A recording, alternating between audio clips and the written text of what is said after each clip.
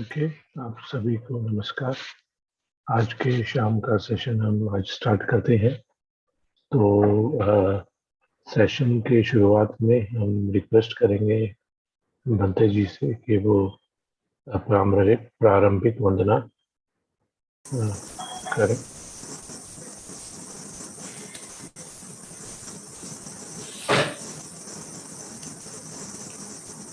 ऐसा करते हैं कि अपन जो इतिपिसो चैंट है उसको कर लेते हैं। May be we do it 3 times, जो कि यूजुअल प्रथा है। हमारे कई मोनेस्ट्रीज में ये भी प्रथा है कि उसको 108 बार किया जाता है।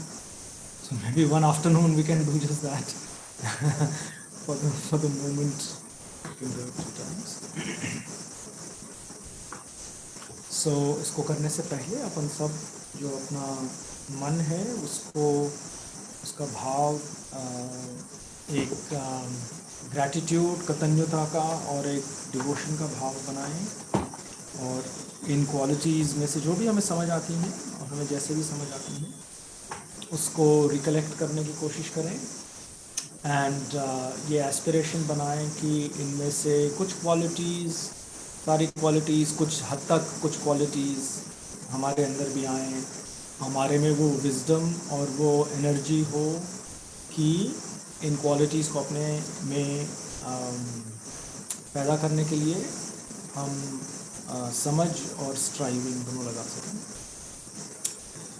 इतिपिसो भगवा अरहं सम्मा सम्बुद्धो विद्याचरण संपन्नो सुगतो लोकविदु अनुत्तरो पुरुष धम्म सारथी सत्था देव मनुस्सानं बुद्धो भगवाति स्वाखातो भगवता धम्मो संदिग्धिको अकालिको एहिपस्सिको औपनयिको पश्चत्तं वेदितव्यो विन्युहीति सुपटिपन्नो भगवतो सावक्तसंघो उजुपटिपन्नो भगवतो सावक्तसंघो न्यायपटिपन्नो भगवतो सावक्तसंघो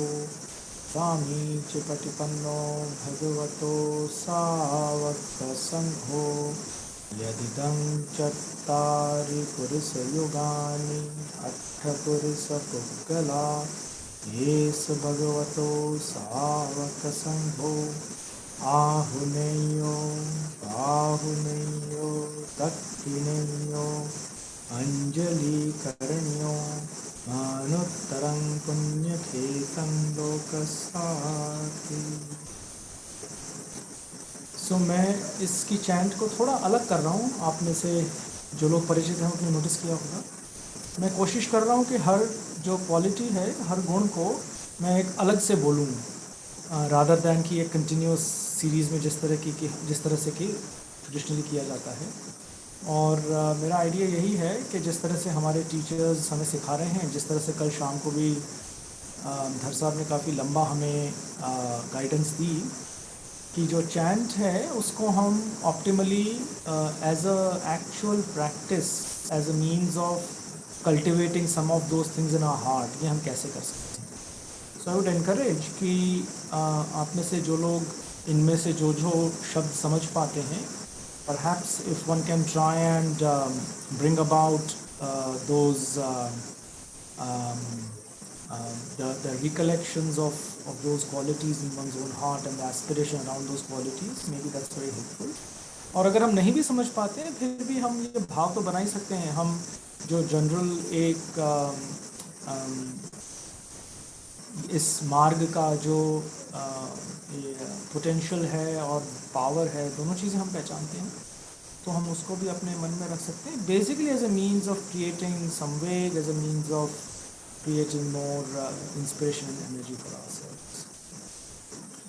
Itipiso bhagava arahang samma sambuddho vidya charana sampanno सुगतो लोकविदु अनुत्तरो पुरुषधम्मसारथी सत्था देवमनुस्सानं बुद्धो भगवाति स्वाखातो भगवता धम्मो संदिट्ठिको अकालिको एहिपस्सिको ओपनयिको पश्चत्तं वेदितव्यो विन्युहीति सुपटिपन्नो भगवतो सावकसंघो उजुपटिपन्नो भगवतो सावकसंघो न्यायपटिपन्नो भगवतो सावकसंघो सामीचिपटिपन्नो भगवतो सावकसंघो यदिदं चत्तारि पुरुषयुगानि अट्ठपुरुषपुत्तला एष भगवतो सावकसंघो आहुनेयो आहुनेयो दक्षिणेयो अंजलिकरणीयो अनुत्तरं पुण्यखेतं लोकसाति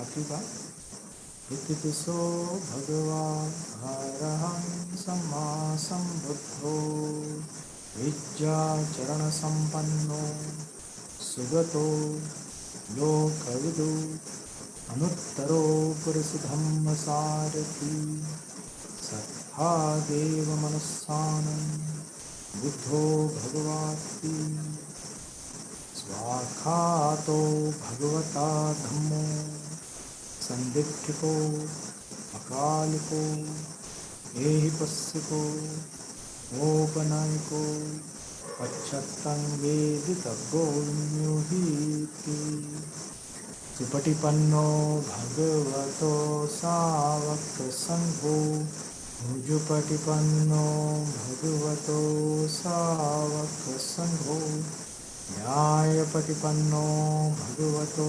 सावकसंघो सामीचिपटिपन्नो भगवतो सावकसंघो यदिदं चत्तारि पुरुषयुगानि अट्ठपुरुषपुत्तला एष भगवतो सावकसंघो आहुनेयो आहुनेयो दक्षिणेयो अंजलिकरणीयो अनुत्तरं पुण्यखेतं लोकसाति.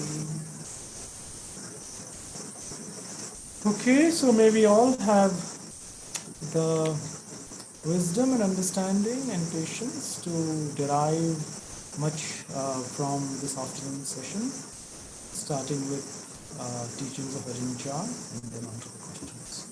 Thank you, Deepak. Thank you, Bante. So let's start our session.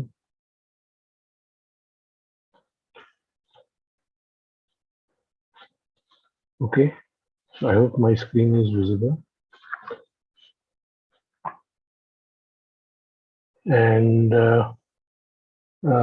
first we should remember Ajahn Chah in our hearts while we read Ajahn Chah's teachings from the book Collected Teachings of Ajahn Chah. And पिछले बार हमने जो एक section है उसको खाली half ही करा था. Section का नाम था द पीस बियॉन्ड. बट उससे पहले मैं चाहता कि हमने जो मिडल वे विद इन को करा था एक बार उसको भी हम क्विकली एक बार रिवाइज करें. और इस चैप्टर में भी जो इस सेक्शन में भी जो हमने जो करा था उसको भी हम एक बार रिवाइज करें. तो जो पहला चैप्टर था the middle way with in, उसमें मिडल वे की डेफिनेशन में अजान चाह हमें बता रहे थे कि मिडल वे जो है वो किस तरह से हमारे मन की तरफ इशारा करता है कि हमारे मन में जो भी हम देख पाए कि हमारे मन में क्या उत्पन्न हो रहा है, क्या खुशी जागृत हो रही है या अनहैप्पीनेस आ रहा है, प्लेजर आ रहा है, सैडनेस आ रहा है. और इन सब का जो चीज़ों का आने का जो कारण है, जो पेरेंट है, वो एक तरह से वांटिंग है. और इन दोनों चीज़ों को, हैप्पीनेस अनहैप्पीनेस को, प्लेजर सैडनेस को एक स्नेक की हेड और टेल से कंपेयर करा गया कि अगर हैप्पीनेस स्नेक का हेड है तो अनहैप्पीनेस जो है वो स्नेक का टेल है। इसी में आगे अजान शाह हमें ये बता रहे थे कि भगवान बुद्ध का जो दिखाया हुआ मार्ग है, वो मार्ग को हम प्राय मोरालिटी, कंसंट्रेशन, विजडम, शील, समाधि, प्रज्ञा के नाम से जानते हैं। बट जो भगवान बुद्ध की टीचिंग का जो पूरा इवेंचुअल एसेंस है, वो है कि जब हम उस अ, एक तरह से उसको रियलाइज कर लेते हैं और एक पीस को प्राप्त करते हैं, जो वो पीस है वो एक ट्रू नोइंग से आती है। एंड जो एनलाइटेंड वन है, जो भगवान है, वो हमें रास्ता दिखाते हैं, बट हमें खुद को उस रास्ते पे चलना है। एंड आगे अजनान शाह हमें ये बता रहे थे कि किस तरीके से जो 5 इंद्रियां हैं, आंखें, कान, नाक, हमारी जीभ और शरीर, ये किस तरह से कॉन्टिन्यूसली चेंजिंग है और ये अपने नेचुरल कोर्स पे चल रही हैं, और हम मिथ्यावश इसको अपना ओनर समझने की कोशिश करते हैं। एंड जब भी हम किसी संखार को अपना समझते हैं, तो उसी समय एक तरह से क्लिंगिंग राइज होती है, और वो क्लिंगिंग पूरा जो हमारा चक्र है, उसको आगे लेके जाती है। क्लिंगिंग से बिकमिंग होती है, ultimately old age, sickness, death, पूरी मास ऑफ सफरिंग अराइज होती है। एंड जो जो एक जो मेन टीचिंग आती है, वो ये आती है कि हम फोर्स नहीं कर सकते कि चीज़ों को कि वो ऐसी डिजाइन नहीं लगा सकते कि चीज़ें जो हैं वो हमारे तरीके से चले। जो भी चीज़ें हैं वो अपने नेचुरल कोर्स से चलती हैं। जैसे कि एक एग्जांपल दिया गया कि प्राय अगर कहीं से ऐसी कुछ आवाज़ आ रही है जो हमें पसंद नहीं आ रही, तो हम उस आवाज़ की तरफ इशारा करके कहते हैं कि ये आवाज़ हमें परेशान कर रही है, बट असलियत में हम उस आवाज़ को डिस्टर्ब कर रहे हैं। वो आवाज़ तो जैसी है वैसी ही है। तो ये था पहले सेक्शन का summary. The next section, next chapter, peace beyond, हमने इसमें जितना पढ़ा था, और उसमें जो पहला पार्ट आता है कि धम्मा को रियलाइज करना, का मतलब है कि धम्म को, अगर एक कोई फल है, उस फल को चख लेना। तो अगर वो फल मीठा है या कड़वा है, वो जब हम फल को चखेंगे तभी हमें उसका असली स्वाद पता चलेगा। धम्म को रियलाइज करना इसी तरीके से है। और जब हम उस फल को चखते हैं, तो धम्म को रियलाइज करते हैं, तो हमारे जो सारे डाउट्स हैं वो वहीं पे समाप्त हो जाते हैं। और इसको जो हमें धम्म को रियलाइज करना है, हमें इसको अपने मन में रियलाइज करना है। उसका जो एक चीज है कि हम अपने शरीर को अंदर से देख पाए। शरीर को जब हम अंदर से देखते हैं, तो हम देखते हैं कि शरीर के कितने ऑर्गन्स हैं, और उसमें कहीं पे भी ऐसी कोई सुंदरता की बात नहीं है। तो एक तरह से रिपल्सिव फीलिंग आती है, और किस तरीके से हम अपने जो मन के अंदर चीजें घटित हो रही हैं उनको हम देख पाए।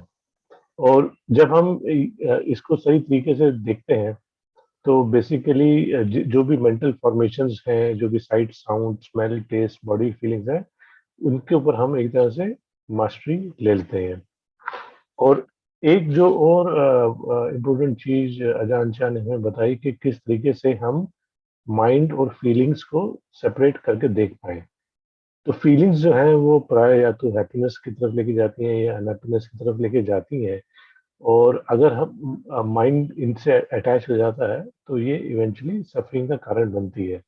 तो इसका जो एक सिम्बली दी गई, वो ये दी गई कि किस तरह से अगर तेल और पानी को अगर एक साथ भी रख दिया जाए, तो अलग अलग ही रहते हैं, मिक्स नहीं होते। तो अगर फीलिंग्स को अगर हम माइंड को सेपरेट करके देख पाएंगे, तो अपने आप ही हम उन जो फीलिंग्स से अटैचमेंट है उसको होने से रोक देंगे। तो जो भी हमारे इसमें माइंडफुलनेस की डेफिनेशन में अजान शाह हमें ये कहना चाहते हैं कि हमारे मेंटल इंप्रेशन में जो जो भी हो रहा है, हम उसको जानते हैं, बट उसका हम कुछ उससे कुछ सब्सटेंशियल नहीं निकालना चाहते। ना हम जो भी घटित हो रहा है उसको हम कुछ होल्ड करके नहीं देखना चाहते। और जैसे अगर हम उसको होल्ड करने की कोशिश करते हैं, जो कि क्लिंग करना चाहते हैं, तो अगर हम हैप्पीनेस जो है उससे अगर क्लिंग करना चाहते हैं और हमें पता है कि चीज़ें अनित्य हैं, तो वो अनित्य हैं, तो जैसे ही वो चीज़ बदलेगी, तो जिस चीज़ को हम खुशी की तरफ होल्ड करने की कोशिश करते हैं, वही हमें एक तरह से अनहैप्पीनेस की तरफ लेके जाएगी। तो इतना हमने पिछली बार पढ़ा था। अब हम आगे की तरफ चलते हैं।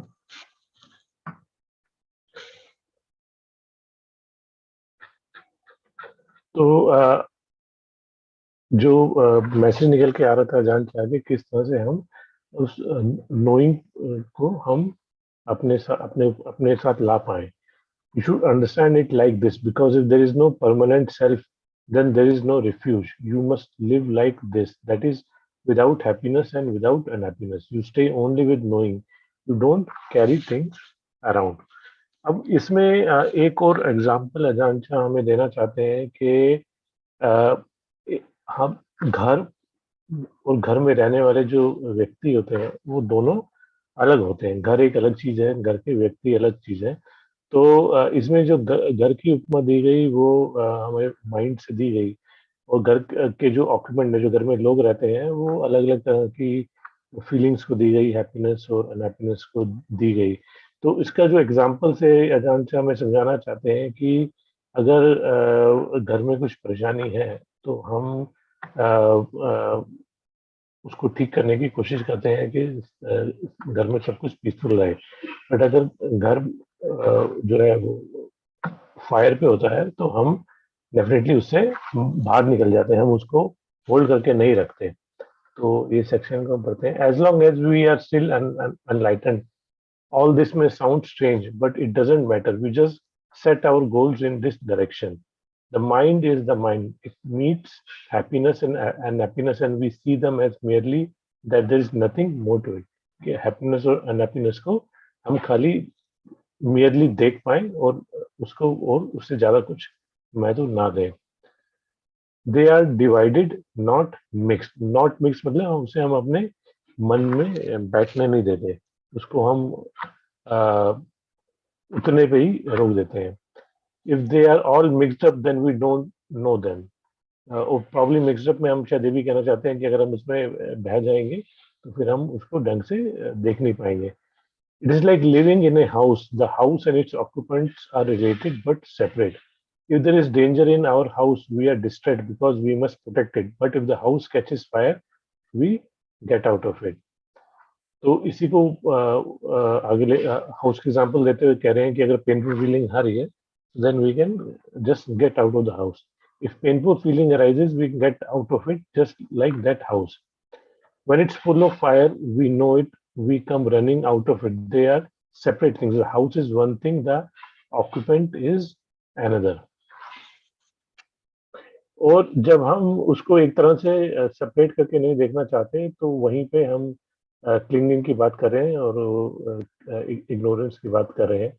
We say that we separate the mind and feeling in this way, but in fact they are all naturally uh, separate. कि mind और feeling जो है वो naturally ही separate है। Our realization is simply to know this natural separateness according to reality. When we say that they are not separated, it's because we are clinging to them through ignorance of truth. And इसको आगे जो अरियान से हमें बता रहे हैं कि किस तरह से जब हम प्रैक्टिस करते हैं, तो हम उस प्रैक्टिस से पीसफुल माइंड की तरफ पहुंचते हैं। और वो जो पीसफुल माइंड जो है, वो स्टडी से नहीं आ सकता, वो खाली नॉलेज से ही आएगा, प्रैक्टिस से ही आएगा। So the Buddha told us to meditate. This practice of meditation is very important. Merely to know the intellect is not enough. The knowledge which arises from practice with a peaceful mind and the knowledge which comes from study are really different. To study pariyati और जो प्रतिपदा जो है, वो उसमें ये फर्क आ जाता है। The knowledge which comes from study is not the real knowledge of our mind. The mind tries to hold on to and keep this knowledge. Why do we try to keep it? Just lose it, and then when it's lost, we cry. तो I think कई बार हमें होता है कि कुछ भी हम अगर भगवान बुद्ध की टीचिंग का पढ़ते हैं और हमें लगता है कि हमें समझ में आया, तो हम काफ़ी कोशिश करते हैं कि हम उसको अपने ध्यान में रखें और काफ़ी कोशिश करते हैं कि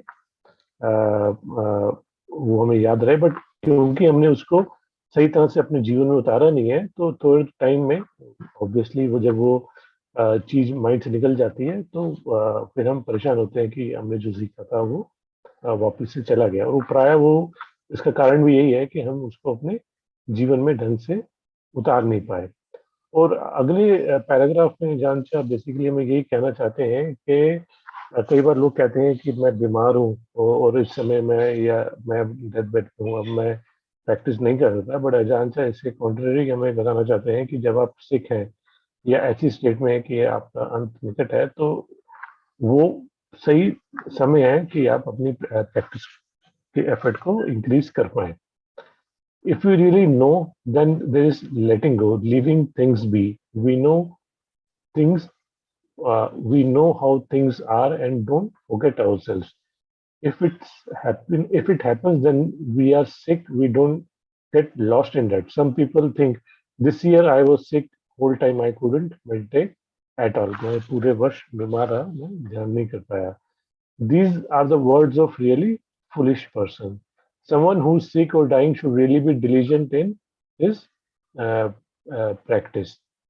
एंड आई थिंक भगवान बुद्ध के जीवनी में ऐसे भी बहुत उदाहरण आते हैं कि बहुत सारे ऐसे भिक्षु थे जो आई थिंक अपने मृत्यु के निकट भी, और मृत्यु के जो लास्ट मोमेंट्स थे वहां पे भी प्रैक्टिस करते समय वो अरंत बन के कंप्लीटली लिबरेट हो पाए. One may say that he doesn't have time to meditate. He's sick, he's suffering, he doesn't trust his body, so he feels that he can't meditate. If we think like this, then things are difficult. The Buddha didn't teach like that. He said, right here is the place to meditate. यहाँ इस समय ये समय उचित है practice करने का.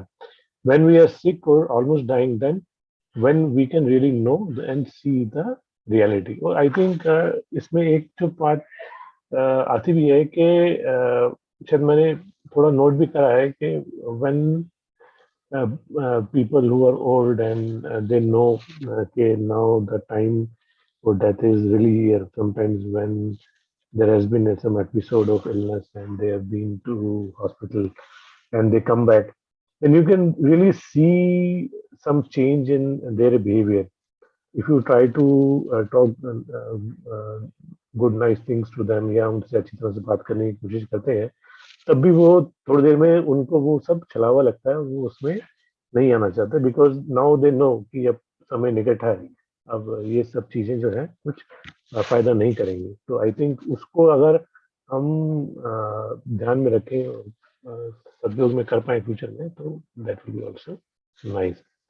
और लोग ये कहते हैं कि मैं बहुत बिजी हूँ, मैं इसमें प्रैक्टिस नहीं कर सकता. बट अजान से हमें ये याद दिलाना चाहते हैं कि अगर हमारे पास सांस लेने का समय है, हम ऐसे तो कभी नहीं कहते कि मैं बहुत बिजी हूँ, मैं लाइफ में बहुत कंफ्यूजन चल रही है, मैं इस समय सांस नहीं ले सकता. अगर हमारे पास सांस लेने का समय है, तो हमारे पास उस समय धर्म को प्रैक्टिस करने का भी मौका है. Other people say that they don't have the chance to meditate because they are too busy. Sometimes school teachers come and see me. They say that they have many responsibilities, so there is no time to meditate. I ask them, when you are teaching, do you have time to breathe? अगर कोई teacher आके कहता है कि पढ़ाते समय भी आप क्या सांस लेना भूल जाते हैं, जैसे यस उस समय भी वो सांस लेते हैं. So how can you have time to breathe if the work is so hectic and confusing? Here you are here you are far from Dhamma. And उसमें आई थिंक आजांचा का जो हमें निर्देश है कि किस तरीके से हम कोशिश करते रहें अपने अंदर माइंडफुलनेस जगाने की, किस तरह से चीज़ों को सही तरीके से देखने की और अपने अंतर्मन में झांकने की. Actually this practice is just about the mind and it's feeling. हमने बात करी कि किस तरह से माइंड है और फीलिंग्स जो कि सुखद या दुखद है, जो मन के अंदर उठती है, बट मन उनको थोड़ा सेपरेटली देख पाता है। It's not something that you have to run after और स्ट्रगल। इसको कोई ऐसा नहीं है कि हमें कुछ कहीं दूर जाके कुछ हमें ढूंढना है या कुछ इमेजिनेशन लगानी है। ये प्राय हमारा कॉमन अनुभव की बात है। Breathing continues while working, nature take care of natural processes. All we have to do is to be aware. Just keep trying, going inward to see clearly. Meditation is like this. And और इसमें basically जो presence of mind की बात कर रहे हैं कि वो प्रेजेंस ऑफ माइंड क्या है। वो प्रेजेंस ऑफ माइंड यही है कि हम हर समय ये समझ कॉन्टिन्यूसली हम ये ध्यान रख पाए कि क्या सही है क्या गलत है, और क्या सही क्या गलत है कि हमारे मन में क्या हम किसी चीज़ों के प्रति छिड़काव पैदा कर रहे हैं, कि हमारे मन में किसी चीज़ों के प्रति राग पैदा कर रहा है, उसको हम कॉन्टिन्यूसली अपने मन में as a presence of mind की तरफ से देख पाए। If we have the presence of mind, then whatever work we do, we will be the very tool which will enable us to know the right and wrong continually. There is plenty of time to meditate. तो ऐसा नहीं है कि उस समय हमें लगेगा कि अब हमारा पास समय नहीं है, क्योंकि हम प्रैक्टिस को एक तरह से निरंतर देख रहे हैं, और जो भी हम कार्य कर रहे हैं उसको हम प्रैक्टिस से अलग नहीं देखते। एंड आई थिंक यहाँ पे मंत्र जी के व्हाट्सएप है, तो हमने जब अजान शाह की जीवनी पढ़ी उसमें भी ये बात बहुत बार आती है कि अजान शाह की मोनेस्ट्री में जो मॉन्क्स हैं वो दिन भर काफ़ी कार्य करते हैं, जैसे मोनेस्ट्री में सफाई करना, और इनफैक्ट मोनेस्ट्री में जो भी कंस्ट्रक्शन एक्टिविटीज हुई उनमें भी मॉन्क्स ने पूरा मेहनत करी। और हमने ये एक बार ये भी पढ़ा था कि उनकी मोनेस्ट्री से दूसरी मोनेस्ट्री के बीच में आई थिंक ले पीपल की मदद से मॉन्क्स ने वहाँ पे जंगल के बीच में से पेड़ों को काट के रोड बनाई। तो इन सब कार्यों को करते हुए भी अजान शाह का उस समय भी मॉन्क्स को यही था कि किस तरह से ये सारे कार्य करते हुए हम माइंडफुलनेस अपने मन में रख पाए, और यही वो यहाँ पे हमें कह रहे हैं। We just don't fully understand the practice, that's all. While sleeping we breathe, while eating we breathe, don't we? Why don't we have time to meditate? Wherever we are, we breathe. If we think like this, then our life has much value as our breath. Whatever, wherever we are, we have time. और इसी को ही वो बता रहे हैं कि किस तरीके से अलग अलग डिफरेंट पोस्चर्स के अंदर हम ये अपनी माइंडफुलनेस को कल्टीवेट कर पाए, और चीज़ों को अपने मन में सेपरेट करके देख पाए कि ये अब मन में इस तरह की फीलिंग आ रही है, अब मन में हैप्पीनेस आ रही है, मन में अनहैप्पीनेस आ रही है। All kind of thinking are mental conditions, not conditions of body. So we need to simply have presence of mind.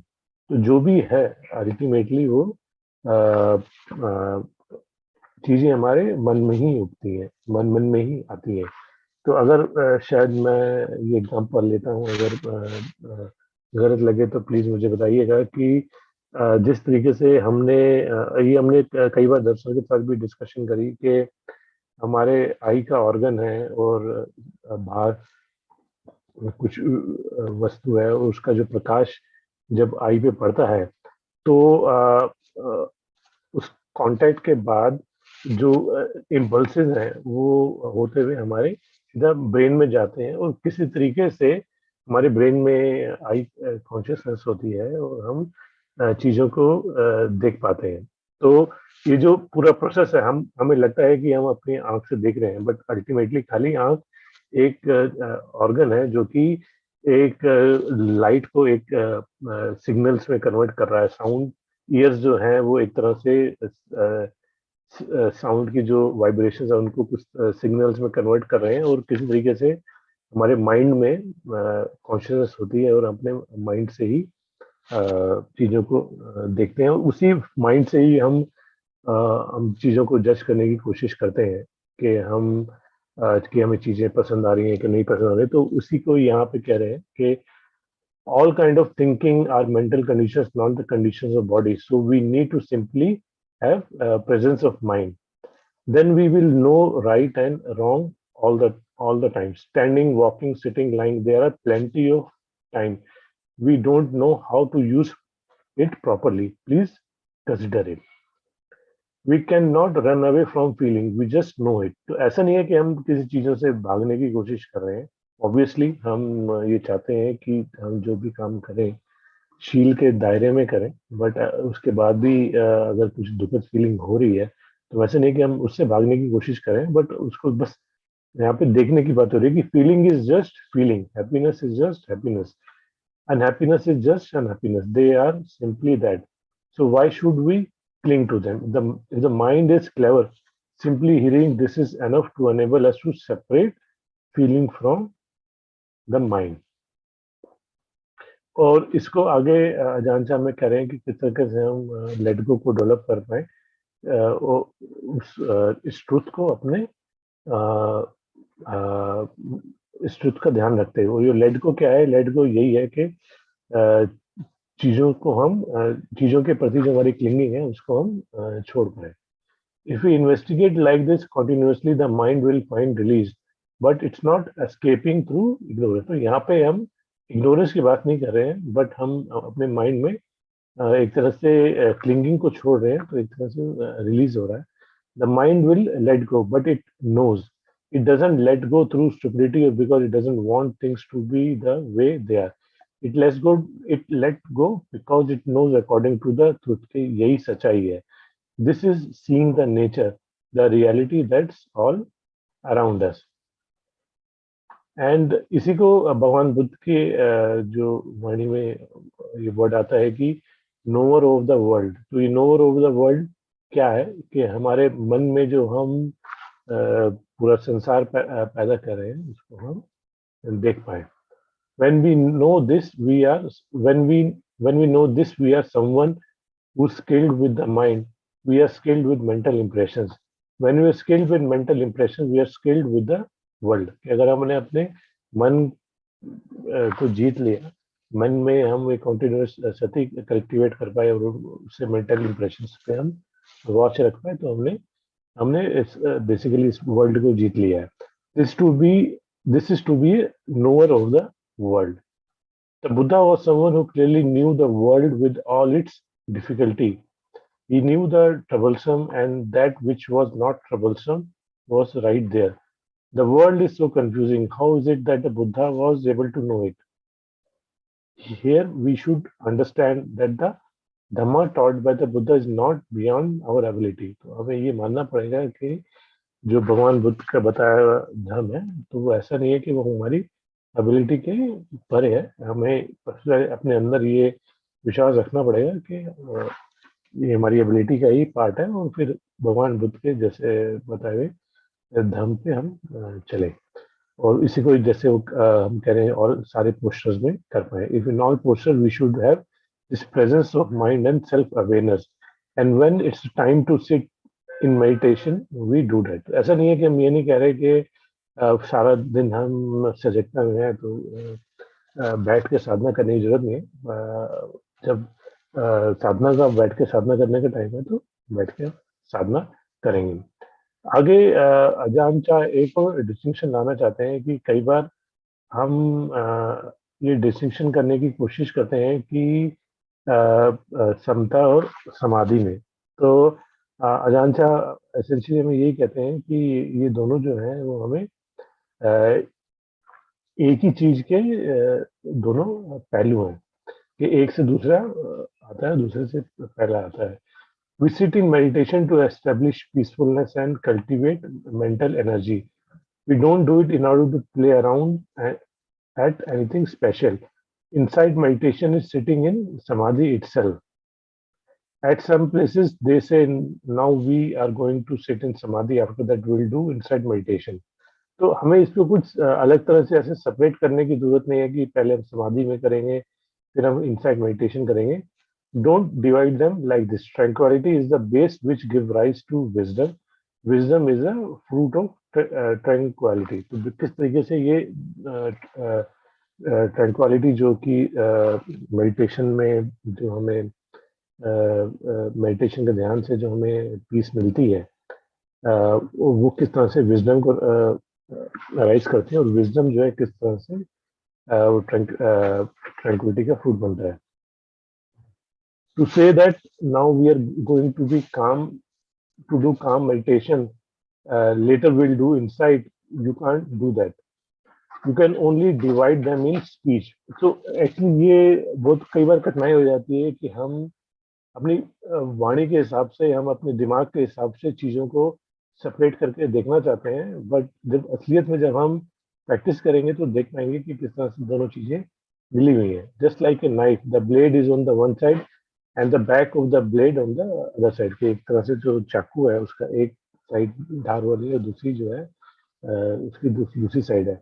You can't divide them. If you pick up the one side, you get the other side. Tranquility give rise to wisdom like this.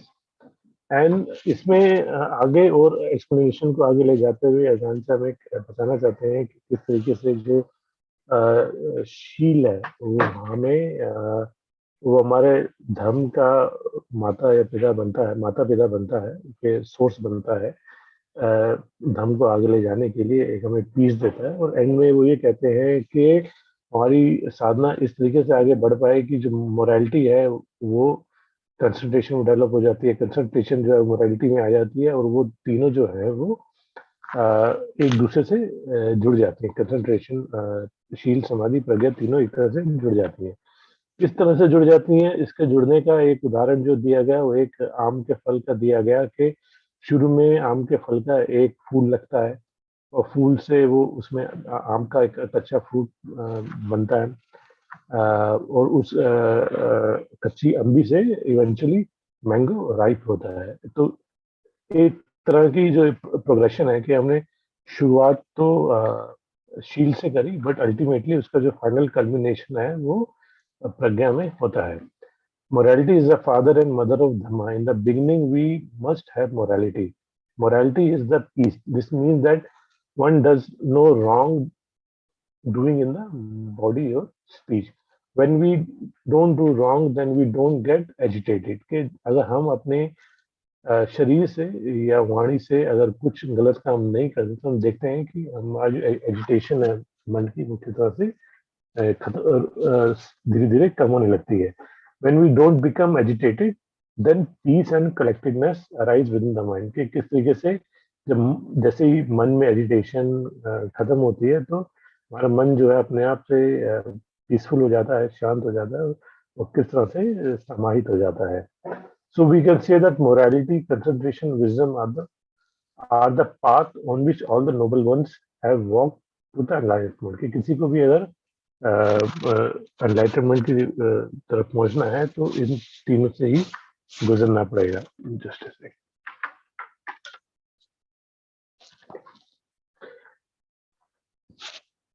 They all are one. Morality is concentration, concentration is morality, concentration is wisdom, wisdom is concentration. It's like a mango. When it's a flower, we call it a flower. When it becomes a fruit, we call it mango. When it ripens, we call it ripe mango. It's all one mango, but it's continually changes. The big mango grows from the small mango. The small mango becomes a big one. You can call them different fruits or all one fruit. Morality, concentration, wisdom are related like this. In the end, it's all the path that leads to enlightenment के अंत में. ये शील, समाधि, प्रज्ञा, ये वो रास्ता है जिस पे चल के एनलाइटमेंट की तरफ हम आगे बढ़ते हैं. और आगे अंत में कई बार कहते हैं कि कई बार लोग ऐसा चाहते हैं कि वो बूढ़े ना हो. उसका आगे उदाहरण देते हुए जानसा कहते हैं कि ये उसी तरह से हो गया जिस तरह से हम बोले कि जो एक मैंगो है वो पके ना. अगर वो सब स्वाभाविक है कि एक कच्चा आम अल्टीमेटली एक पका मैंगो बनेगा, तो उस तरह से जिसने जन्म लिया है वो भी ओल्ड एज तरफ जाएगा. The mango, from the moment it first appears as a flower, simply grows to ripeness. This is enough. We should see it like this. Whatever others call it doesn't matter. Once it is born, it grows to old age, and then where we should contemplate like this. Some people don't want to be old. When they get old, they become depressed.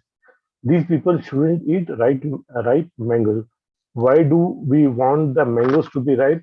They don't ripe in time, we ripen them artificially, don't we? But when we become old, we are filled with regret. Some people cry that they are afraid to get old or die. If it's like this, then they shouldn't eat ripe mangoes. Better to eat just the flowers.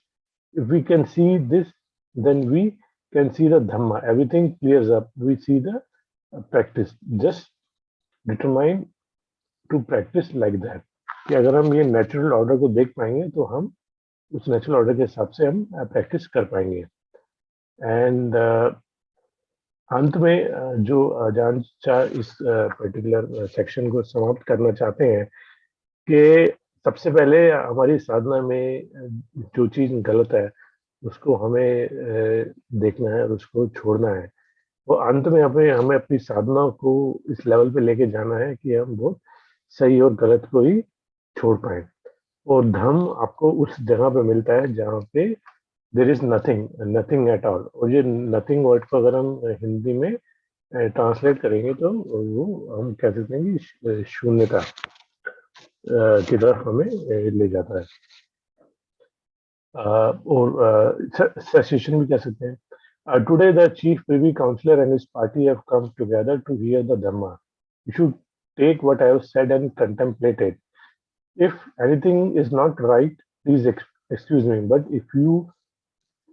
But for you to know whether it's right or wrong depend on your practicing and seeing yourself. So I think ये theme जो है भगवान बुद्ध की teaching में बार बार आता है कि हम एक तरह से कहीं पे ब्लाइंड फेथ की बात नहीं कर रहे हैं हम बात कर रहे हैं कि जो कुछ भी आपने सुना है समझा है उसको आप अपने प्रैक्टिस में उतार पाएं और उससे खुद से देख पाएं कि क्या सही है क्या गलत है whatever is wrong throw it out if it's right then take it and use it तो शुरुआत में हम जो भी गलत है उसको छोड़ दीजिए जो सही है उसको अपनाइए but actually we practice in order to let go both right and wrong अंत में हम हमारी प्रैक्टिस है इस तरफ जाती है कि हम दोनों चीजों को ही छोड़ देते हैं in the end, we just throw everything out. If it's right, throw it out. Wrong, throw it out. Usually, if it is right, we cling to rightness. तो हमें एक्चुअली हमें ये एक बहुत स्ट्रॉन्ग चीज आ जाती है कि राइटनेस को लेके कि मैं तो सही हूँ जब मैं गलत नहीं हूँ तो मैं क्यों पीछे हटूँ और हम अपनी राइटनेस को लेके इतना स्ट्रॉन्ग हो जाते हैं कि उसको लेके बेसिकली गुस्सा या लड़ाई करने पे भी आ जाते हैं बट अल्टीमेटली देखते हैं तो वहाँ पे भी हम उन चीज़ों को अगेन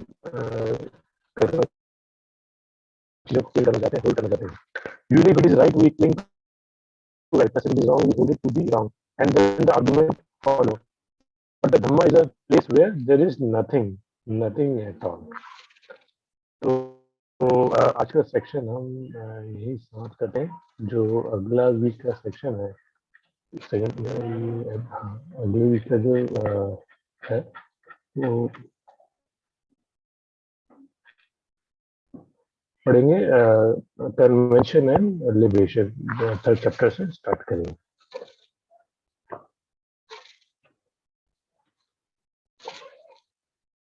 ओके तो हमारे पास कुछ प्री सबमिटेड क्वेश्चंस हैं जिनको हम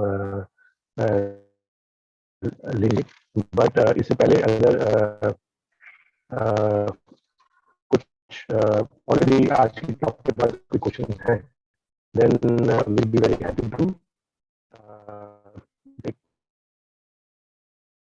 आज की टॉप से कोई क्वेश्चन आते हैं तो हम उनको ले बात कर सकते हैं डिस्टर्बेंस इन साउंड आप लोगों को आ रही है मुझे आ रही है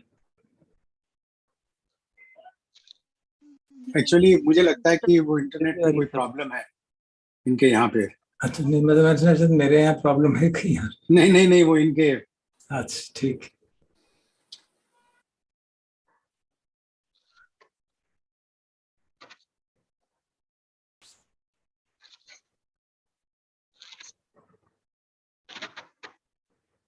मेरी आवाज आ पा रही है?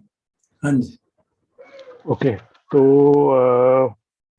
हम आज का क्वेश्चन आंसर सेशन से स्टार्ट करते हैं। Just give me. तो आज का जो पहला क्वेश्चन है वो ये है, प्री सबमिटेड में,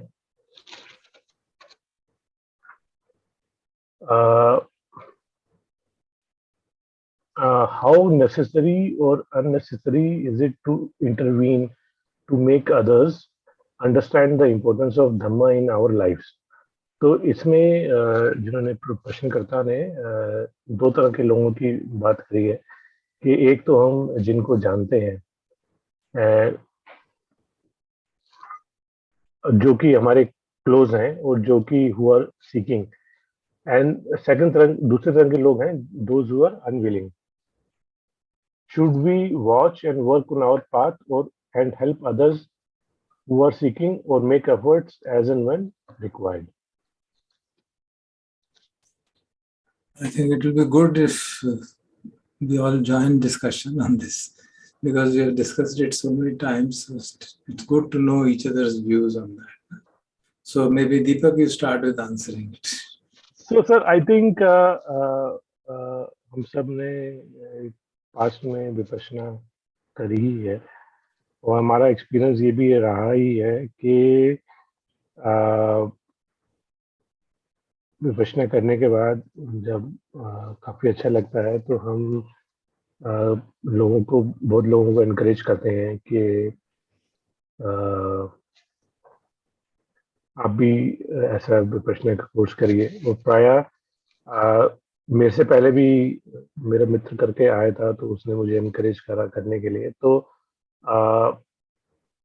इसमें अगर कोई सीकर है और वो जानने का इच्छुक है, तो उसको बताने में, सही रास्ता दिखाने में कोई गलत राय नहीं है. That is one point. Second चीज इज दैट के हम सबको अपने आसपास ऐसे बहुत सारे फ्रेंड्स और फैमिली मेंबर्स मिलते हैं जो कि कई बार इंटरेस्टेड नहीं होते जिस तरीके से हम चीज़ों को कर रहे हैं. तो अगर आपने सही मौके पे उनसे कभी डिस्कस करा और अगर उन्होंने इंटरेस्ट दिखाया तो बढ़िया है, अगर उन्होंने इंटरेस्ट नहीं दिखाया तो भी I think we should not persist.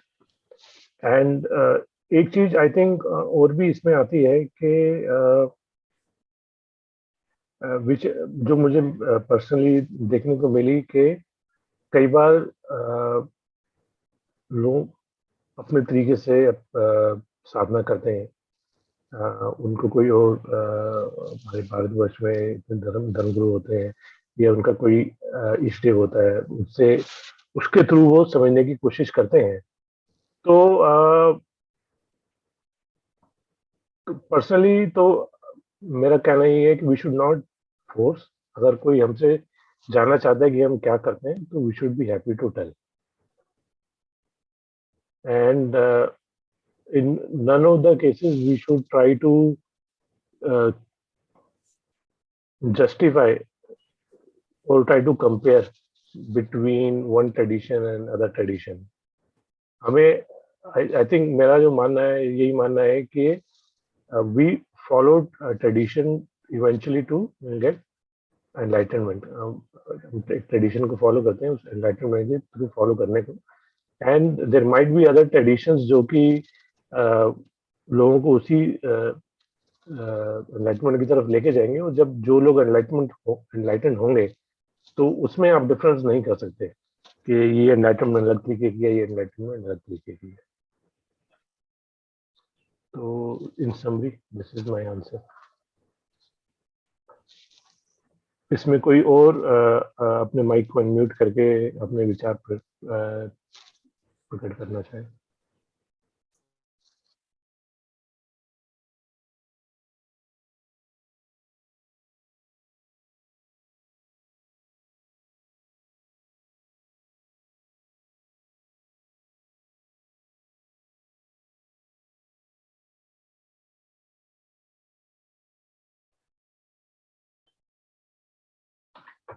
तो बंटी जी या सर, आप कुछ ऐड करना चाहेंगे इस क्वेश्चन में?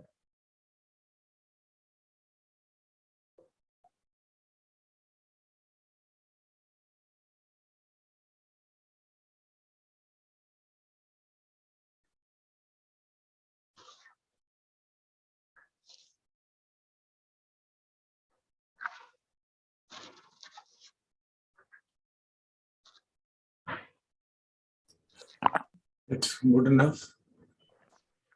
We can just summarize what you said, that let our practice and change in our behavior and change in our personality, if I may use that word, caused by meditation, may influence the people who are very near us.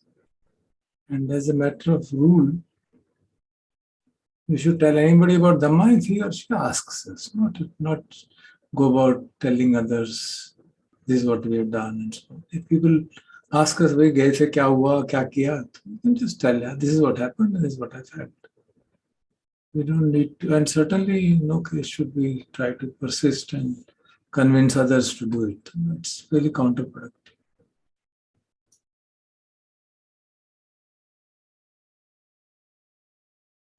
Thank you sir. तो sir, आपने जैसे बताया कि अगर हम इस धर्म का सही लाभ उठा पाते हैं और उसको अपने जीवन में कुछ ऐसे बदलाव ला पाते हैं जो कि अच्छे हैं और औरों को भी नोटिस में आते हैं, तो आई थिंक पास्ट में आई थिंक हमारी भी कई बार ऐसी डिस्कशन हुई कि किस तरीके से हम अपने किड्स को ट्रेन करें। और आई थिंक एक जो ट्रेनिंग का जो मेन चीज जो है, हम नजरअंदाज कर देते हैं कि बच्चों को तो कई बार हम जैसे कह देते हैं कि टीवी बंद करो, मोबाइल को लिमिट करो, और हम खुद अगर उस चीज को फॉलो नहीं कर पाते तो वर्बली कहना एक अलग चीज होती है। जो किड्स हैं वो किस तरीके से हमारे बिहेवियर को कैच करते हैं। तो अगर हम धम्म में भी हमारा बिहेवियर जो ऐसा है जो कि हमारा मन शांत रहता है, हमें इरिटेशन कम होती है, अगर ऑफिस में ऐसी सिचुएशन आती है कि कुछ ऐसा क्रंच टाइम हुआ कि मिलके काम करना है या डिफिकल्ट सिचुएशंस निकालना है, तो उस सिचुएशन में कितना आप शांत दिमाग से काम कर पाए, कितना आप कम इरिटेशन के, बिना इरिटेशन के लोगों के साथ मिलके काम कर पाए। एंड तो उसके बाद मैंने देखा है कि कई बार लोग आके पूछते हैं कि जब चीजें अंत में ठीक तरह हो जाती हैं कि किस तरह से आपने इरिटेशन नहीं दिखाई या किस तरीके से आपने अच्छे से चीजों को हैंडल कर लिया, कैसे करा, कैसे सीखा। तो then that becomes an inquisitive mind, जो कि आप उसको बता सकते हो कि इस तरह से मेरी टीचिंग्स की तरफ कोशिश करता हूँ पढ़ने की या ध्यान करने की। तो that becomes a natural way to encourage. Okay, जो अगला प्रश्न है वो है कि आजकल जिस तरह से दुनिया में युद्ध की परिस्थितियां हैं, लोग मर रहे हैं, आज हाल में भी एक फिल्म आई है जो चर्चा में है, and I think we all know, I think the reference is probably towards the name is not mentioned here, but I think the reference is towards probably Kashmir Files, जो चर्चा में है, और उसमें धर्म की संकीर्ण मानसिकता के कारण लोगों की हत्या की गई, जिससे समाज में एक दूसरे के प्रति घृणा भी उत्पन्न हो रही है। ऐसे में भगवान के क्या निर्देश हैं जिससे पता चले हमारा क्या कर्तव्य होना चाहिए? क्या हमें यह मान लेना चाहिए कि सब कुछ अनित्य है, लोगों की मृत्यु तो होनी ही है? तो इन सब बातों से अपने मन को हटाकर अपनी मुक्ति पर ध्यान दें, परंतु क्या इससे हम स्वार्थी नहीं बन जाते? इसलिए भगवान द्वारा क्या रास्ता बताया गया है ताकि इन घटनाओं से स्वयं का मन भी विचलित ना हो और दूसरों की भी सहायता हो सके?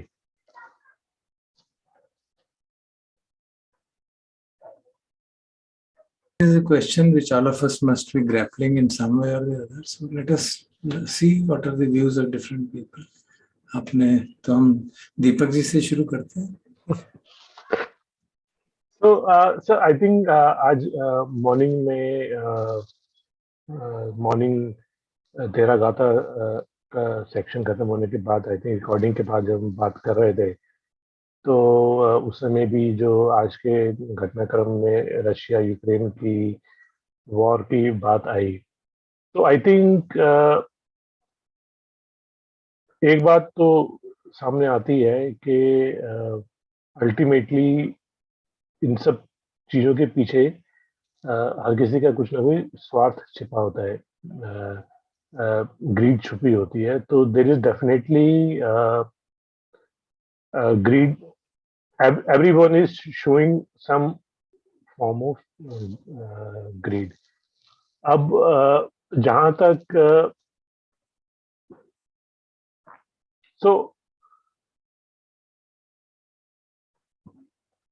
प्रॉब्ली हम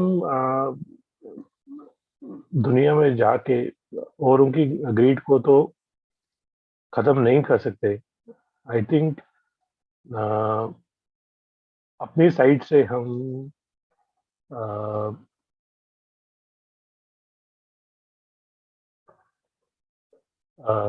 जो अपने मन में मैत्री भावना रख पाए, वो एक चीज है. एंड और समझ पाए कि संसार में तो ग्रीड है, इसका वो जहाँ पे भी ग्रीड होती है, जहाँ पे भी लोभ और जो कि तीन रूट है वो रहते हैं. तो किस तरीके से इन एटलीस्ट मैं तो ये कोशिश करता हूँ कि इन घटनाओं को देख के ये अपने मन में ये याद कर पाए कि अल्टीमेटली हमारा गोल यही है कि हमें इस ग्रीड को अपने मन में कम करना है. बाकी संसार की जो चीजें हैं वो हमारे उसके बियॉन्ड है. तो आई डोंट थिंक कि हम उसमें कितना कर सकते हैं, except then providing any support in terms of donation. So I think मेरा तो मतलब यही है. And I have not seen this particular film, but my sense is that कि at end of the day हमें we should जो हुआ उसको सच्चाई से दिखाना भी ठीक है, बट उसमें अल्टीमेटली अगर हम सटल तरीके से एक तरह का डिवीजन ही पैदा कर रहे हैं और एक सॉल्यूशन ही निकालना चाहते हैं, तो वो अल्टीमेटली फ्रस्ट्रेशन ही पैदा करता है सोसाइटी में. At end of the day हमें उस फ्रस्ट्रेशन के अंदर एक तरह से मलहम का बाम लगाने की भी कोशिश करनी है. एंड आई थिंक इसमें दरअसल के साथ एग्जाम्पल में ये भी आया था कि एक बार के साउथ अफ्रीका में अपार्थाइड में जिस तरीके से वाइट कम्युनिटी ने ब्लैक कम्युनिटी पे अत्याचार किए, और बाद में जब उनकी फ्रीडम हुई तो किस तरीके से उन्होंने जो एक कोर्ट रखा, उसमें वो एक एक करके वो दोनों पार्टीज आई और उन्होंने एक ने बताया कि उसके साथ क्या हुआ, और सामने वाले बंदे को वो चीज सुननी पड़ी. whether the other party agreed to it or not, it was not the thing, but it was a sort of way to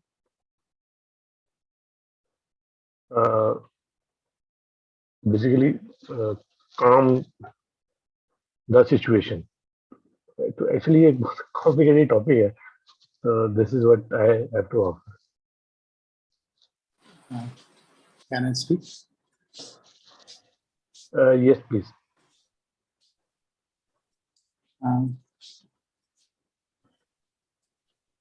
My submission is that whenever a reality is shown, it does not necessarily mean that it is because of spreading hatred. It's not that. Now let's see the examples. We are talking about a particular movie, but let us see that when you are not realistic and you don't take things the way they are, you are not able to do anything. I will go back to Mahatma Gandhi ji ने आज़ादी के समय में बहुत कोशिश की कि हिंदू मुस्लिम rights ना हो. उन्होंने बहुत कोशिश की, लेकिन every time one community was aggressive, the other was always submissive, and the submissive community never did any rights. It's also very clear. अभी क्या है कि ये इंडिविजुअल्स पे डिपेंड करता है कि उनकी पारवी कितनी है, वो कितने डेवलप्ड है. जी, जहां तक हमारे संस्कारों की बात है कि we come from a base of a religion which is always propagating अहिंसा परमो धर्म. ये हमारे को बचपन से सिखाया गया है, क्योंकि हम हिंदू हैं और हिंदू होने की वजह से ये हमारे जीन्स में पहले से ही है. We will not unnecessarily kill somebody or unnecessarily hurt anyone. This is imbibed in us. But when there is a situation which demands that reality should be known, it should not be suppressed. Let the reality come out. Once the reality comes out, then you are more careful. If a situation comes, how you are going to handle it? The only way you can handle it is to leave that place or leave that situation. This is, if you don't do that, then either you get killed or you are always oppressed. So ये एक बात है कि ये बहुत बड़ी दुविधा है, और इसमें मैं कल ही पढ़ रहा था कि होली की वजह से कई लोगों ने कईयों का पत्थर मार दिए. अब होली एक फेस्टिवल है इंडिया के अंदर जिसपे एग्जिबिट किया जाता है, तो एक टॉलरेंस लेवल तो चाहिए ना उस पर्टिकुलर चीज को देखने की, उसको समझने की. I would suggest that we focus on the generic issues of what should we do, isn't it? Is as meditators, as people who are following the path of Dhamma, there may be contradictions. I don't deny it. There may be difficulties, and at the conventional level, things may have to be done. I'm not saying that everything will be sorted out. But what the questioner is asking us is, should we just ignore it and just say कि भाई हम अपने मुक्ति का काम करें जो हो रहा है? That's one thing. Or if you have to do anything, what should we do? That is the question. So let's focus on that rather than going into details. Because details can be interpreted differently, and we don't have to point out mix images of some people in communities. उसमें दिक्कत हो जाएगी फिर. There'll be a kind of people with different opinions, and you say we are not violent, somebody say no, you are also violent. उसका कोई solution ही नहीं निकलेगा, है ना? तो it is better that we look at it in an overall perspective and suggest, irrespective of the communities involved, something has happened. Now what do we do? So there is a thing that एक तो है कि हमारी individual level पे हम क्या करना है, और एक है कि हम एक सोसाइटी का भी पार्ट हैं. जो मैं इंडिविजुअली हूँ, यदि मैं उसमें सोसाइटी में रहता हूँ, तो वहां भी मेरा कोई रोल होना चाहिए कि नहीं होना चाहिए. This is what I want to ask. Sure. So if there is a role in that, I can be individual and I can then become completely isolated. जो हो रहा है होने दीजिए, मुझे तो अपने को देखना है, और मैं अपने को देख करके मुझे शांत रहना है, और मुझे इससे कोई लेना देना नहीं है. जो हो रहा है होने दीजिए, इसमें मैं कुछ नहीं कर सकता, because it is something which will disturb me, because इसमें वायलेंस है, इसमें हिंसा है, तो ऐसी चीजों के बारे में ना तो बात करनी चाहिए ना इसको समझना चाहिए, क्योंकि ये तो वो एक अलग तरीका है उसमें। फिर ठीक है, then as an individual I remain isolated, and I think maybe at the initial state that is desired also, क्योंकि यदि मैं वायलेंस के बारे में सोचूंगा तो मेरा ध्यान नहीं लगेगा। तो ये भी एक बात है कि हम अपने को उतना डेवलप कर पाए कि हम हमारे विचारों से दूसरे इम्प्रेस हों और वो उस वायलेंस को छोड़ दें, तो बात है। अदरवाइज तो हम अननेसेसरी इस बात को लेकर के कोई बवाल कर ही नहीं सकते।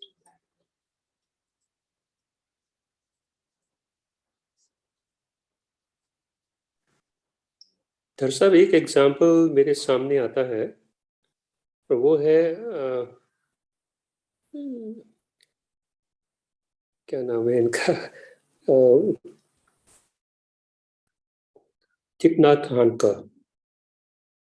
He believed in, I think, what is presently called engaged Buddhism, and I think he did try his best to help his country during the Vietnam difficult situation.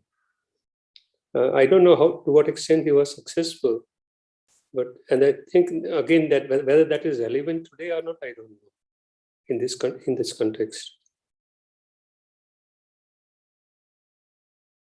Just a thought that occurred to me, I thought I'll share.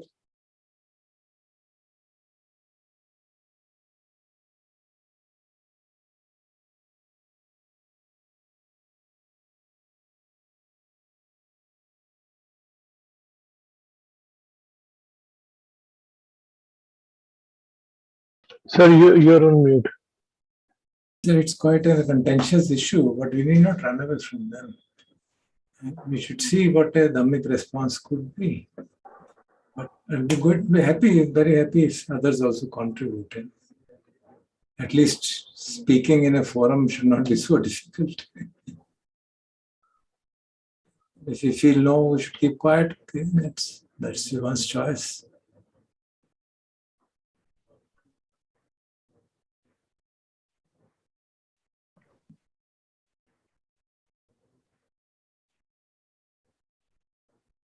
Anyone else will like to contribute their views?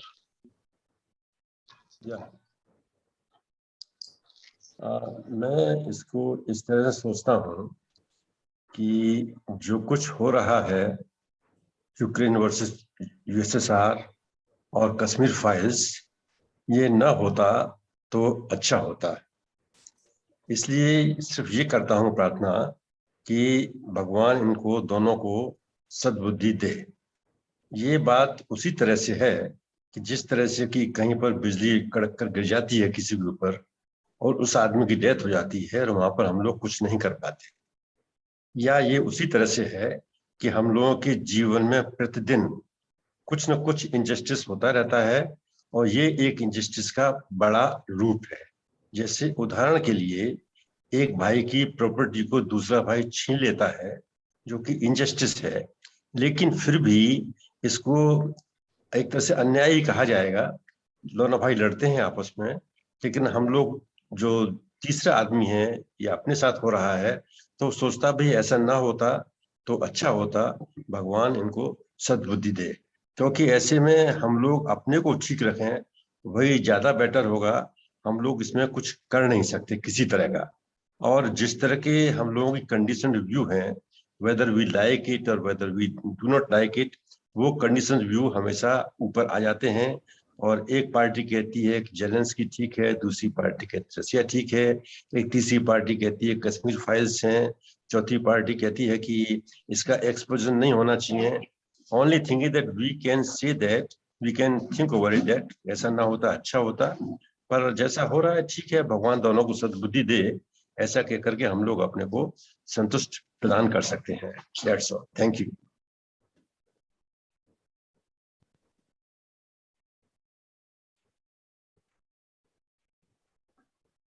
Thank you, Sharma ji.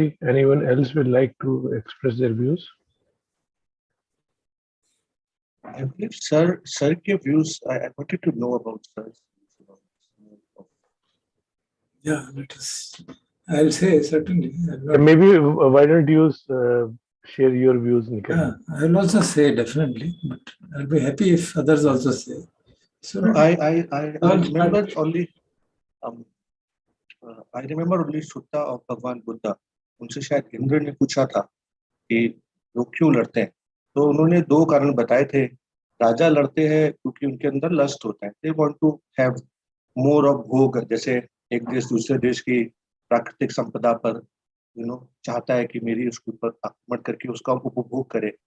और जो उस समय के बाकी जो ज्ञानी लोग थे वो व्यूज के ऊपर, फिक्स्ड व्यूज के ऊपर लड़ते थे.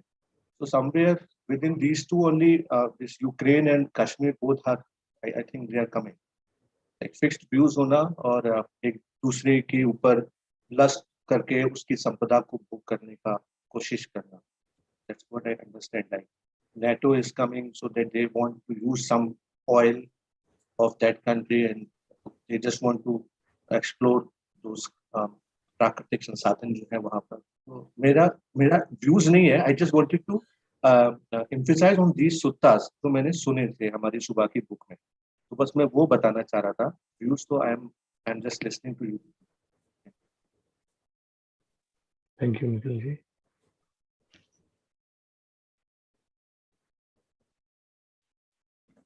Last was nothing.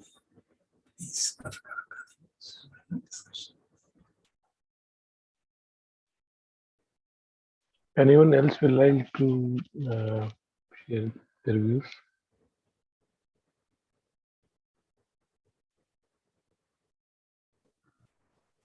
And one more thing I thought in my mind, जैसे अभी बोला कि अहिंसा, तो मेरे को अरविंदो घोष का एग्जाम्पल याद आता है. Aurobindo Ghosh was told the most dangerous man in his time.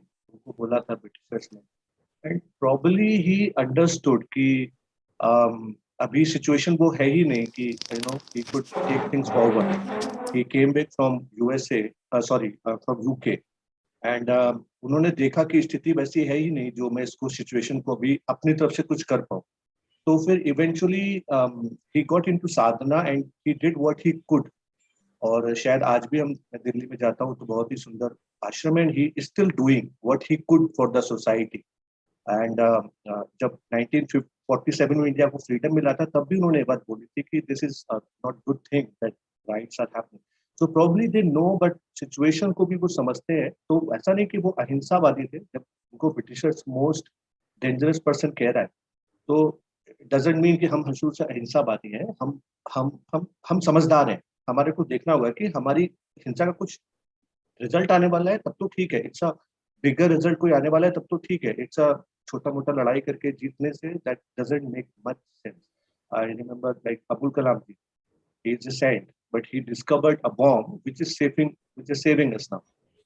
So he can't be a non-violent, but he is too violent, but he is saving us with that violence.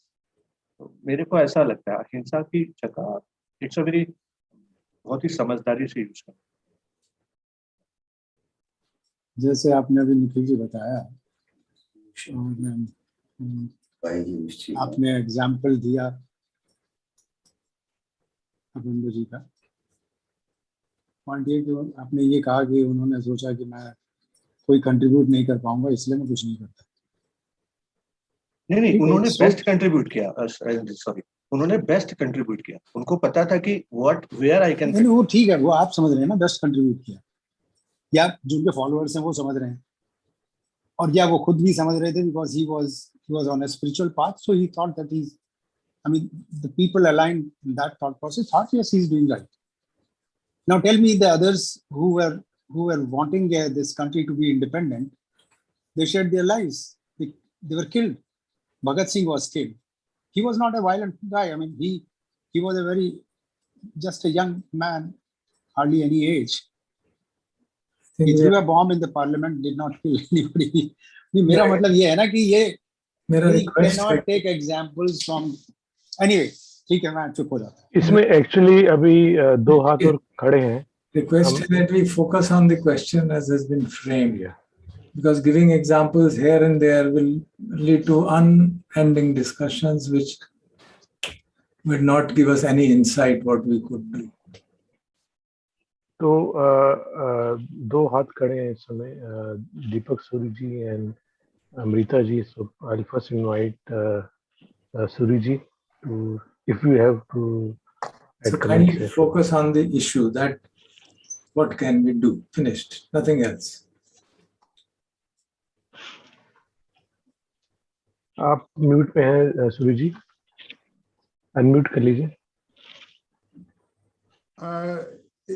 We can hardly do anything except send them our wishes and pray for peace and harmony. We can hardly do anything in these matters.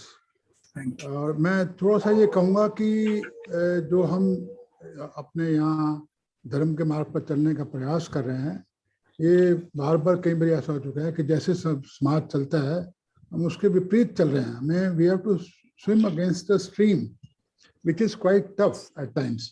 But stream क्या है? जिसकी लाठी उसकी भैंस. तो ये Russia Ukraine versus यही हो रहा है. और उस वक्त जो है कश्मीर में जो हुआ था, उनके हाथ में पावर थी. they could afford to take violent means and throw out pandits.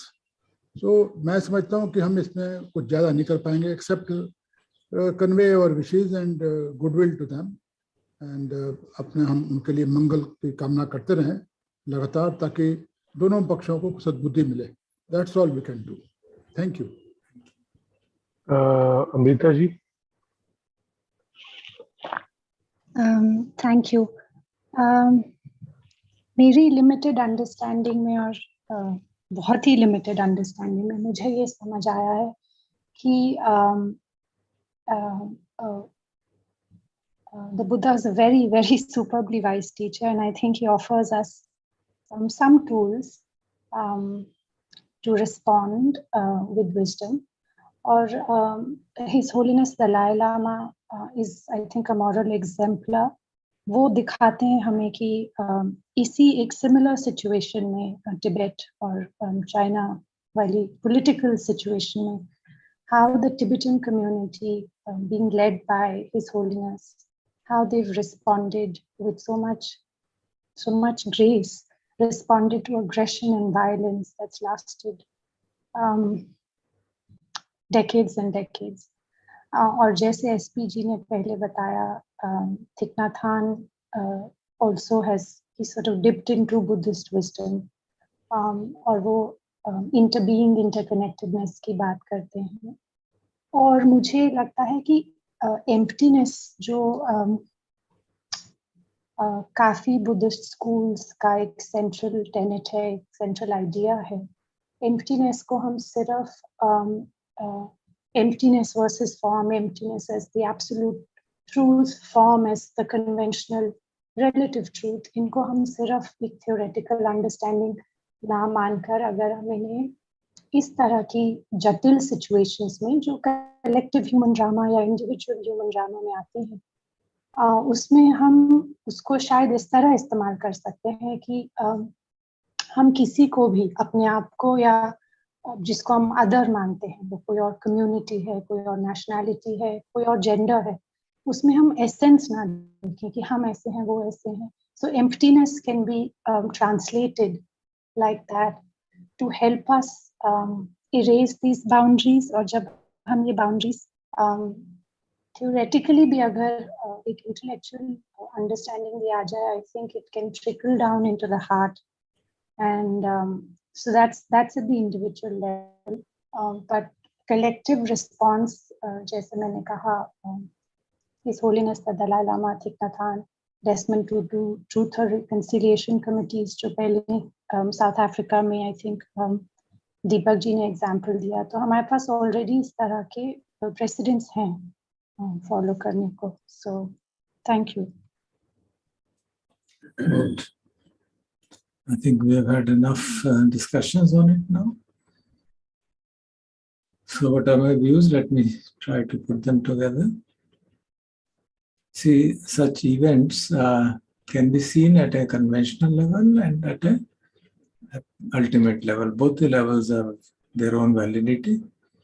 If you try to be rarefied and ignore conventional level, that also is not very wise. And if you focus only on the conventional level and want certain expected and nice results, that also is not likely to lead to us to something somewhere. We also have to recognize that karma's works are very inscrutable. Even Shakyan clans, when they were fighting, the Buddha went to sort that out. He did go. He didn't say, "Karma and let them go and do whatever they want." He did go and used his psychic powers. He floated above the river and told them, "See what is you're doing. This river is full of blood, and if you continue to do this, the river will become only blood, and nothing will come out of it." So they listened for some time, and when the Buddha went away, after some time, war again started, and the whole plan ended. Now, what do we make out of it? And this similar story is repeated about in other traditions about Yadavas and Krishna. They completely self-destructed themselves. Well, at the time is of that kind, even the great figures like Buddha, Krishna couldn't do anything. It doesn't mean we don't do anything. See, we tend to think in extremes, and that creates a problem. First is to accept that we should think wisely and not have certain desired outcomes in mind. Ki ye hona chahiye. It is desirable that it may happen, but it may not happen. So we have to be prepared for that. Why I'm saying so? So that we don't get agitated about, no, this is the way it should go and only that is the way it should go. It may not. It may not be destined to go in that way. We don't know. We don't know what is in store for us. So having got that overall perspective, at the absolute ultimate level, what can we do? We can only wish well to all the people. As Deepak also said, others also said, we can send good wishes. May all beings be free from animosity. May all beings be free from ill will. May all beings be free from anxiety. May all beings be able to live happily unto themselves. Beautiful wishes. If these wishes become infectious like coronavirus, obviously they will have their effect. But maybe this itself is a wishful thinking. But yeah, this is at the ultimate level what we can do, because we're not in a position to. We see the things in a different way. And that's why I laid that background of what would we like to happen may not happen.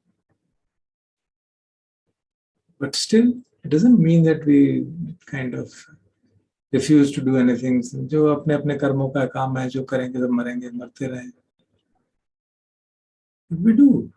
This is the thing which we individually can easily do. We all improve our practice.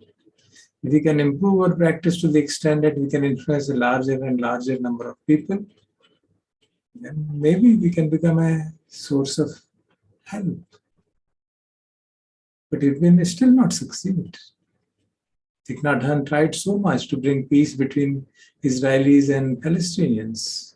It had its own effect in a small domain for a small time. But we know the consequences. We even know what has happened. It doesn't mean that those efforts were useless and therefore should not have been done. See, we have to recognize the nature of reality is like that. We do our efforts, it may or may not be produce the so-called ideal result which should happen in a society. The society will never be ideal. Then at conventional level, obviously it's about Ukraine, we can't do anything. About the events which have happened in Kashmir, some of us have personally felt. I have felt it. I've seen my father suffer I've seen my relatives suffer. Some of them are suffering even now. Same thing is true of Rajendra's. So you can't ignore it. It's all right. Don't bother. No, you can't. If injustice is done, justice should be met with. But to meet with justice, we should not do violence for that purpose. We should use whatever means we have to try and get justice to the people, so that those who have suffered, whosoever it is, and those who have created the suffering for others, they should be held accountable. That's the conventional reality. If the society has to survive as a society, conventional reality has to be there. We don't live in emptiness. We live in ground reality. So we have to see that fact. And therefore, if we can do anything to get justice to the people, they're oppressed people of all the communities. It's not just one community, but one community has faced a major problem. That also is truth. 99.9% of them are out. They're free from there. They're not able to go back to their land, to their hometown, where they've lived for thousands of years. So we can't close our eyes to that injustice. But what we can do as individuals is very limited. We have to appreciate that. It's very, very limited. We can make appeals to government or to people. Some people did earlier and failed. They appealed to various agencies from where justice was expected. It was not given to them. That's the karma of the situation. But we do it. Whether it succeeds, not succeeds, we can't really ensure it. So that's my view, really. At conventional level, we try to get justice to the people who, in our opinion, have been oppressed. And it could be different opinion for different people. Each person can work according to his own opinion. We recognize that sanya is impermanent, that sanya is mirage. But at conventional level, we have to use whatever sanya we have. We can't say it's impermanent, it's mirage, and therefore do nothing. That won't be dhammic. As I give the example, even Buddha himself tried to intervene. There's nothing wrong in trying to do something at a conventional level, but done with understanding, with sati and panya, not out of aversion and anger, even if there's a personal sense of unpleasant feeling which you may have felt for years. So that's what Dhamma teaches us, in my opinion, in my understanding. We can all reflect on it and see whether it makes sense. I'm not saying I'm right or wrong. These are some thoughts. Different people have given some different thoughts. We can reflect on it and see what appeals to us. Thank you, Deepak. Thank you, sir. So we have two questions. We will try to cover them before we close the session today. So the one question is submitted. In sharing of Punyas chanting, there is a reference to beings with 5, 4 or single skand. Can you please elaborate little? 5 khandas are obviously people who have form. 4 khandas are the, what should I say, the Brahma world realms where Arupa Brahma Loka, where there is no Rupa. So they have the mind only, the 4 khandas are there. But surprisingly, there is one Devaloka when there is only body. It's called Asanya Satta Loka. And even more surprising, that is the people who reach there are those who do the 4th jhana. So that's the domain. I think the way I've tried, I mean, it looks very funny actually, but the way I could understand it, I didn't get any much details about it, is that they just live by the bodily intelligence. There is a body and there is a what's called Jivitindriya, of the Rupa Jivitindriya. Yeah. And they live in hearing there is hearing, in seeing there is seeing, and just work with the body intelligence. no mental factors arising, because they have reached the culmination of the fourth jhana. Complete silence of all mental factors has been achieved. But obviously, that's not the end of suffering. So that's the, what should I say, the canonical interpretation. Thank you, sir. And the last question, which is submitted on the chat here, is that let go is best tool to be happy. How to practically follow it in day-to-day life? Let go is to be क्या कहा आपने? Chat में लिखा हुआ है, let go is the best tool to be happy. अच्छा.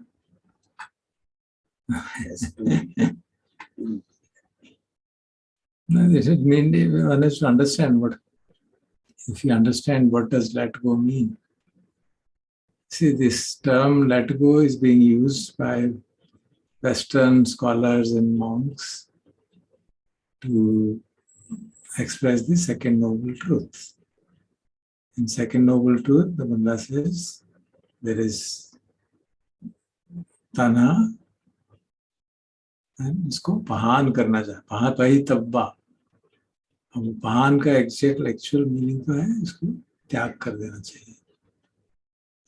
तो उसका त्याग का क्या मतलब होता है कि अगर मेरे हाथ में ये चीज है तो त्याग का मतलब है मैंने इसको रख दिया.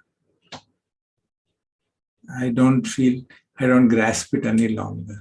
So if I don't grasp anything any longer, in English they say we have let go of it. So if there is a craving which is arising and I don't hold on to it, then I let go of it. What will happen?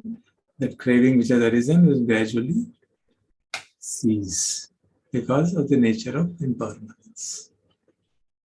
So yeah, if we can let go of the arisen defilement, if it is let go, तन्हा को अगर हम त्याग देते हैं, उसको चिपक के नहीं रखते, तो स्वतः ही समाप्त हो जाएगी. अगर उसका स्वरूप ऐसा है और हम सचमुच में उसको लेट गो, उसको ड्रॉप कर सकते हैं, तो हो जाएगा. कई बार ऐसा होता है कि नहीं कर पाते, तो फिर उसके लिए एक्टिव इंटरवेंशन की जरूरत पड़ती है. जैसा कि सम्मा व्यायामों की बात है, उसमें एफर्ट की भी जरूरत पड़ सकती है. That's the way I understand it. Thank you, sir. And I think अजानचा की जो हम टीचिंग्स पढ़ रहे हैं, उसमें भी क्लीनिंग तन्हा और तन्हा छोड़ने की जो बात आती है, अगर हम उसको अजानचा की टीचिंग को भी गहराई से पढ़ेंगे तो हमें काफी मदद मिलेगी. एंड मैं बंते जी को इनवाइट करना चाहूँगा कि वो कुछ सेशन के समाप्त होने से पहले कुछ अपने रिफ्लेक्शंस देना चाहें आज के सेशन पे. May we have the wisdom to truly absorb what our teacher has taught us.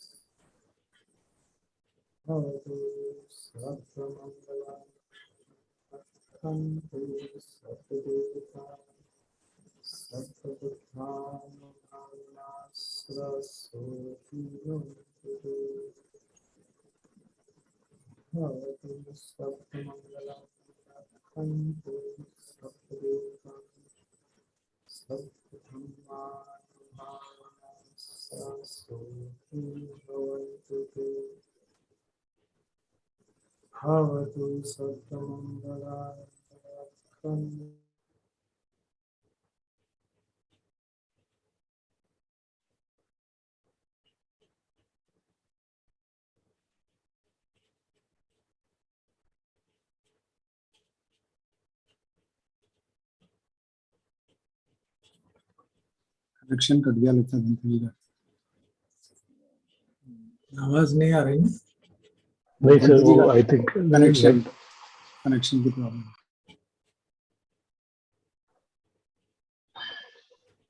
Nurse साहब कर दें.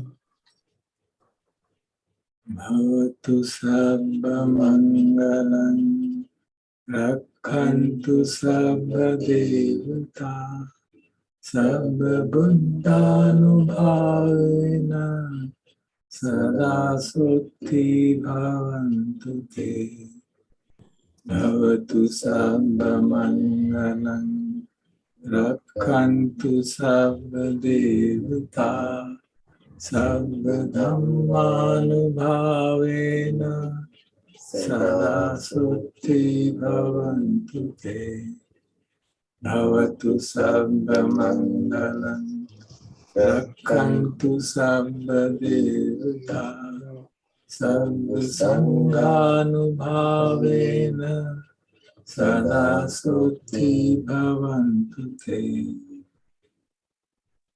Arihan Samma Sambuddho Bhagava Buddhang Bhagavantang Abhivade